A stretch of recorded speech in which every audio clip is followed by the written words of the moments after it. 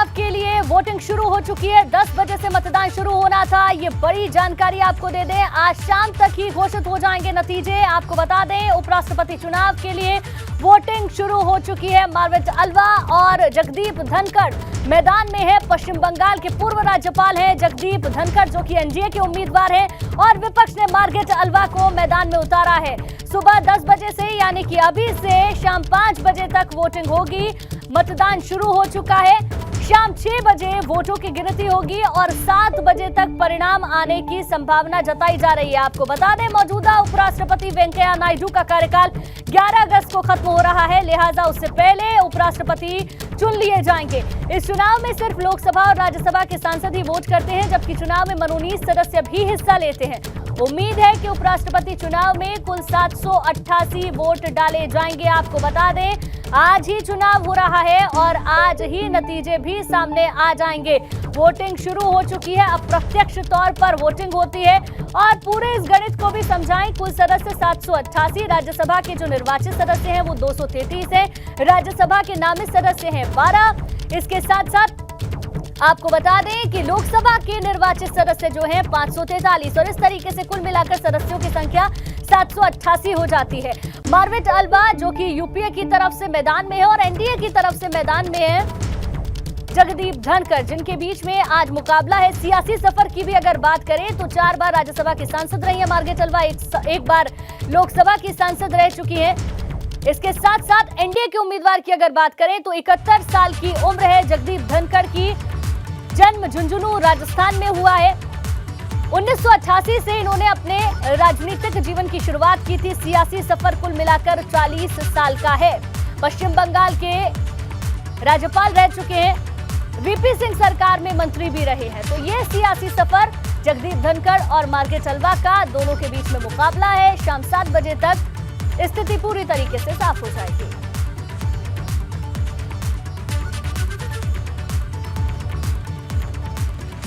और चलिए, उपराष्ट्रपति की जंग को लेकर आपको समझा दें कि जगदीप धनखड़ और मार्गरेट अल्वा के बीच में मुकाबला आज होने जा रहा है।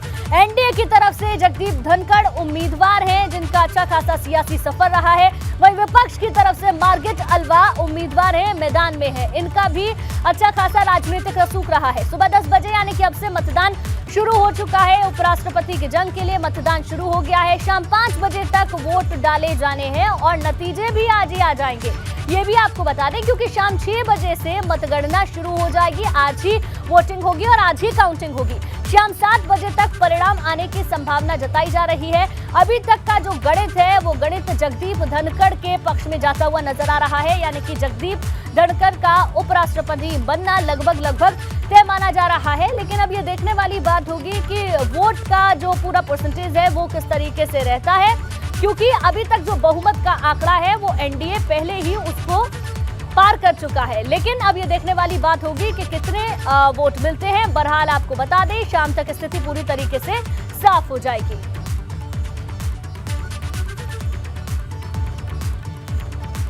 और चलिए, अब जल्दी से आपको बताते हैं कि आखिर किसके समर्थन में कौन कौन है। जगदीप धनखड़, जो कि एनडीए के उम्मीदवार हैं, उनके समर्थन में भारतीय जनता पार्टी और अपना दल एस है। इसके अलावा बसपा है, जेडीयू है, लोजपा है, इसके अलावा एआईएडीएमके है, वाईएसआर है, इसके अलावा टीडीपी, बीजेडी, शिवसेना, ये जो तमाम दल हैं ये हैं जगदीप धनखड़ के पक्ष में। अब मार्गरेट अल्वा को किसका समर्थन मिल रहा है, इसे जल्दी से समझिए। कांग्रेस इनके पक्ष में है, यूपीए की, क्योंकि ये कैंडिडेट है। समाजवादी पार्टी, टीएमसी, हालांकि टीएमसी के जो सांसद हैं वो इसमें वोट नहीं देंगे। एनसीपी, लेफ्ट, आप, आरजेडी, जेएमएम, टीआरएस और डीएमके, ये तमाम पार्टियां मार्गरेट अल्वा के पक्ष में वोट करेंगी। आपको बता दें, राज्यसभा और लोकसभा के सांसद ही इसमें वोट करते हैं। जगदीप धनखड़ के पक्ष में कौन कौन सी पार्टियां हैं, मार्गरेट अल्वा के पक्ष में कौन कौन सी पार्टियां हैं, ये हमने आपको बताया। वोटिंग शुरू हो चुकी है। सबसे पहले प्रधानमंत्री मोदी जाएंगे, अपने मताधिकार का इस्तेमाल करेंगे, क्योंकि वाराणसी से वो खुद सांसद हैं। आज ही चुनाव हो रहा है और आज ही नतीजे भी सामने आ जाएंगे।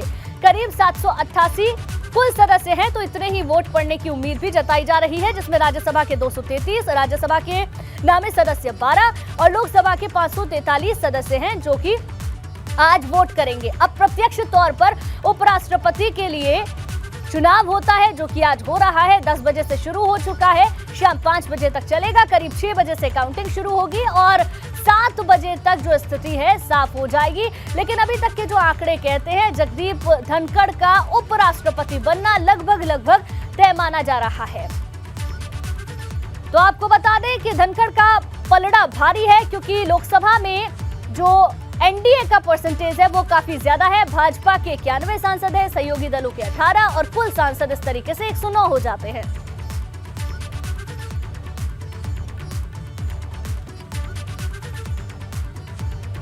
और चलिए अब आगे बढ़ते हैं। नोएडा में महिला से भाजपा नेता की बदसलूकी का मामला सामने आया है। फरार भाजपा नेता की पुलिस को तलाश है। पुलिस ने गिरफ्तारी के लिए टीम का गठन भी कर दिया है। भाजपा नेता पर धारा 354 के तहत केस दर्ज किया गया है। भाजपा नेता श्रीकांत त्यागी ने महिला से अभद्रता की थी। भाजपा नेता की अभद्रता का जो वीडियो है वो वीडियो भी सामने आया था। नोएडा सेक्टर 93 के ओमेक्स सोसाइटी का मामला बताया जा रहा है। पेड़ लगाने को लेकर यह विवाद हुआ था, जिस मामले में अब पुलिस ने गिरफ्तारी के लिए एक टीम का गठन भी कर दिया है। फरार भाजपा नेता की पुलिस को लगातार तलाश है। 354 के तहत भाजपा नेता पर मामला दर्ज कर लिया गया है। भाजपा नेता श्रीकांत त्यागी पहले भी खूब चर्चाओं में रहे हैं और महिला से अभद्रता करने के बाद जो उनका वीडियो है वो वीडियो भी सामने आया था, जिसके बाद पुलिस लगातार भाजपा नेता की तलाश कर रही है, क्योंकि भाजपा नेता फरार चल रहे हैं।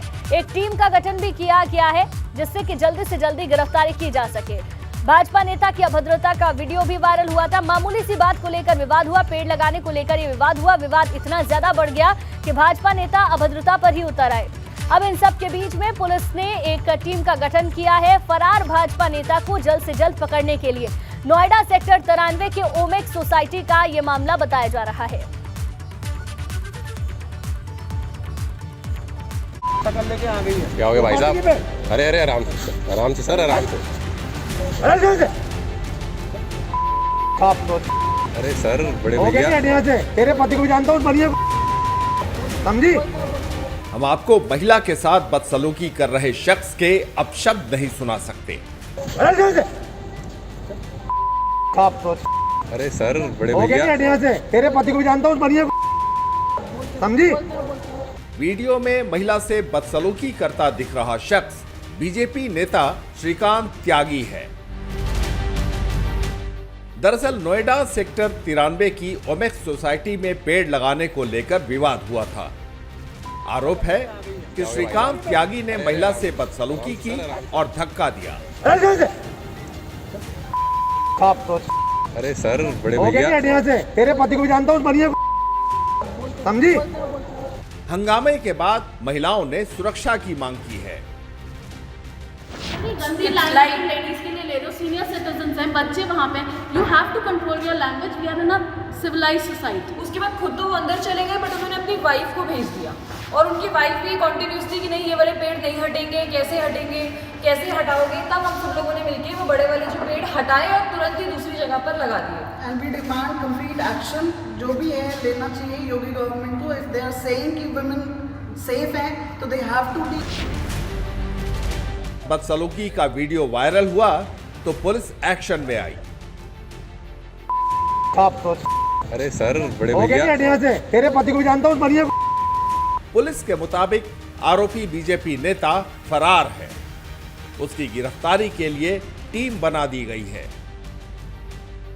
थाना फेज 2 क्षेत्र के अंतर्गत ग्रैंड ओमेक्स सोसाइटी का एक वीडियो वायरल हुआ, जिस वीडियो में देखा जा सकता है कि एक श्रीकांत त्यागी नाम का व्यक्ति एक महिला के साथ अभद्र भाषा का प्रयोग कर काफी अश्लील टिप्पणियां कर रहा है, गाली गलौज कर रहा है और हाथापाई कर रहा है।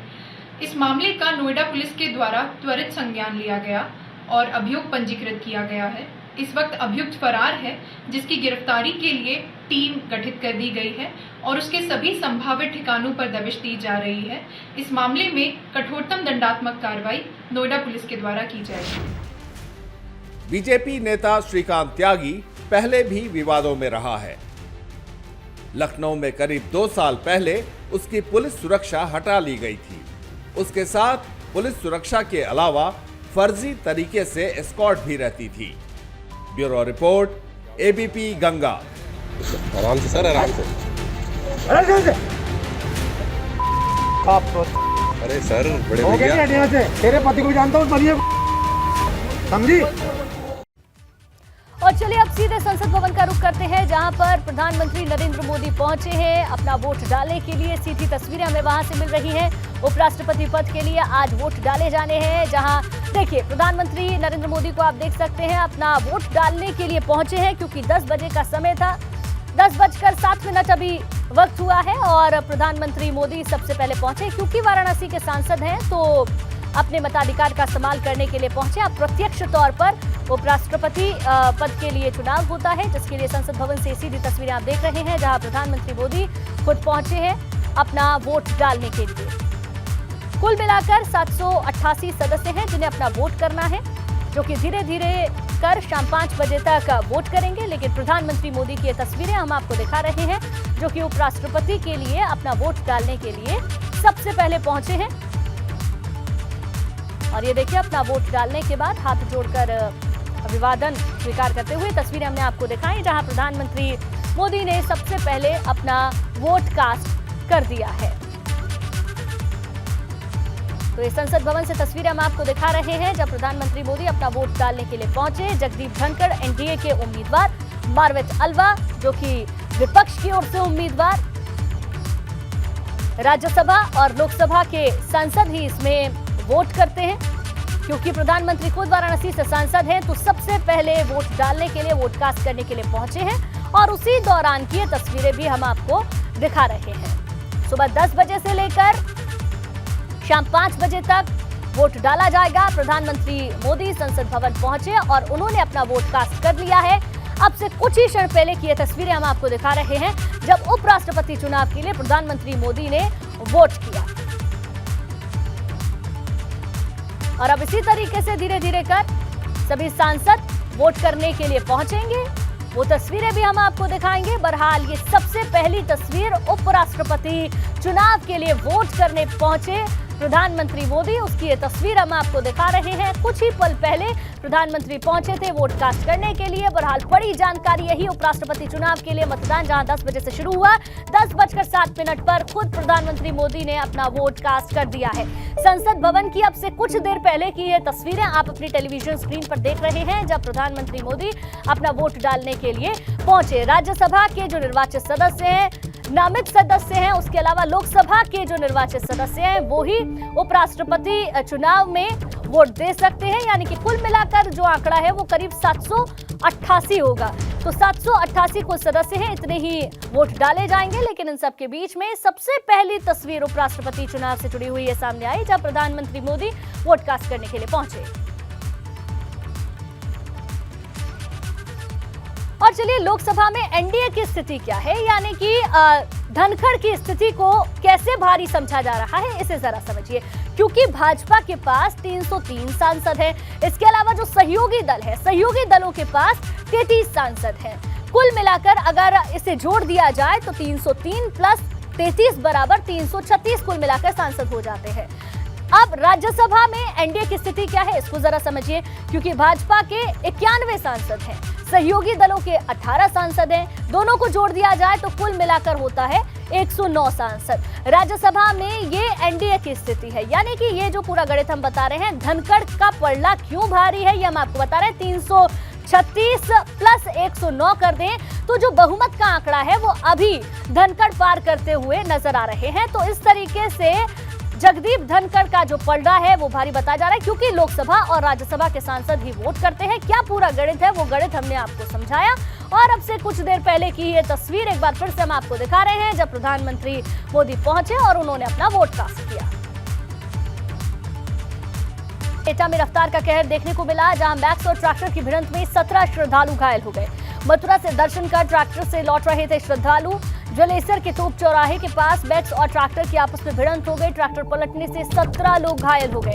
सूचना मिलते ही पुलिस मौके पर पहुंची और घायलों को एटा मेडिकल कॉलेज में भर्ती कराया। घायलों में एक की हालत गंभीर बताई जा रही है, जिसे डॉक्टरों ने आगरा रेफर कर दिया है। तो ये बड़ी जानकारी आपको बता दें, एटा में रफ्तार का कहर देखने को मिला, जहां मैक्स और ट्रैक्टर की भिड़ंत में 17 श्रद्धालु घायल हो गए। मथुरा से दर्शन करके ट्रैक्टर से सभी श्रद्धालु लौट रहे थे। जलेसर के तोप चौराहे के पास मैक्स और ट्रैक्टर की आपस में भिड़ंत हुई। 17 लोगों के घायल होने की खबर है। बहरहाल सूचना मिलते ही पुलिस मौके पर पहुंच गई और घायलों को इलाज के लिए भर्ती करवाया गया है। और इसी बीच एक बड़ी खबर कानपुर से आपको बता दें, कानपुर का चर्चित बिकरू कांड जिसमें एडीजी अब पुलिस अधिकारियों की जांच करेंगे। सुप्रीम कोर्ट के निर्देश पर शासन ने जांच को शुरू करवाया है। विकास दुबे के सहयोगियों को असले का लाइसेंस देने के मामले में जांच के दायरे में प्रशासनिक पुलिस अधिकारी और कर्मचारियों की जांच मंडलायुक्त और एडीजी को सौंप दी गई है। दोनों ही अधिकारियों ने संबंधित अधिकारियों को नोटिस देकर जवाब मांगा है। 2 जुलाई 2020 को बिकरू कांड के बाद विकास दुबे का साम्राज्य सामने आया था। उसके साथियों पर कई गंभीर मुकदमे भी दर्ज थे। वहीं बिजनौर में मंदिर के पुजारी की पीट कर हत्या कर दी गई। सुबह 4 बजे के आसपास अज्ञात बदमाशों ने वारदात को अंजाम दिया। बिजनौर के थाना शेरकोट के मनोकामना मंदिर में यह वारदात हुई। मौका वारदात पर पहुंची पुलिस ने पुजारी के शव को पोस्टमार्टम के लिए भेजा और हत्यारों की तलाश में जुट गई। तो बिजनौर से खबर सामने आई है, सुबह 4 बजे अज्ञात बदमाशों ने पुजारी की हत्या की, जिसके बाद अब पुलिस पूरे मामले की तफ्तीश करने में जुटी है। जो जानकारी सामने आ रही है उसके मुताबिक सुबह 4 बजे पीट कर पुजारी की हत्या कर दी गई है। मनोकामना मंदिर की ये वारदात बताई जा रही है, जहां सुबह 4 बजे अज्ञात बदमाशों ने पुजारी की हत्या की है। अब पहले से कोई रंजिश थी या फिर कोई और मामला था, इन तमाम पहलुओं पर पुलिस जांच कर रही है।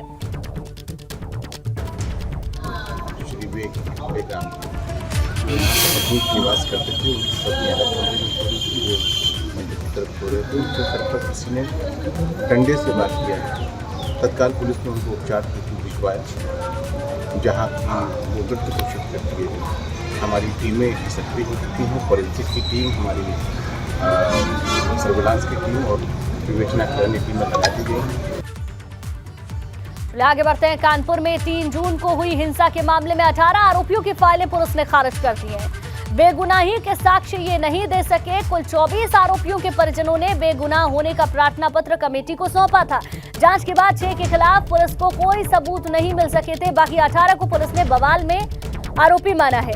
मामले में अब कुल 62 आरोपी जेल भेजे गए थे। तो ये बड़ी जानकारी आपको दे दें, जहां 18 आरोपियों की फाइलें पुलिस ने खारिज कर दी हैं, क्योंकि ये अपनी बेगुनाही के साक्ष्य पेश नहीं कर सके। कुल 24 आरोपियों के परिजनों ने बेगुनाह होने का प्रार्थना पत्र कमेटी को सौंपा था, जिसके बाद जांच हुई और जांच के बाद 6 के खिलाफ पुलिस को कोई सबूत नहीं मिले थे।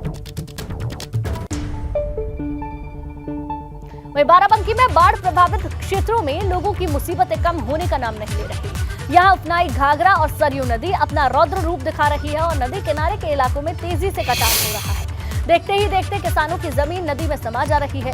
सिरौली गौसपुर तहसील के सेमरी से लेकर बसंतपुर पथरा गांव तक कटान तेज हो गया है, लेकिन सरयू नदी में हो रही इस कटान को रोकने में बाढ़ खंड और राजस्व विभाग के अधिकारी नाकाम साबित हो रहे हैं।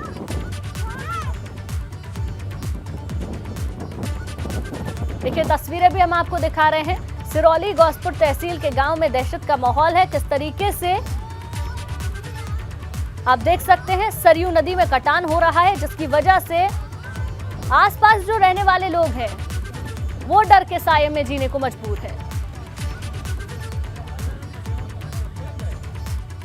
और चलिए इन तमाम खबरों के साथ बुलेटिन में फिलहाल बस इतना ही।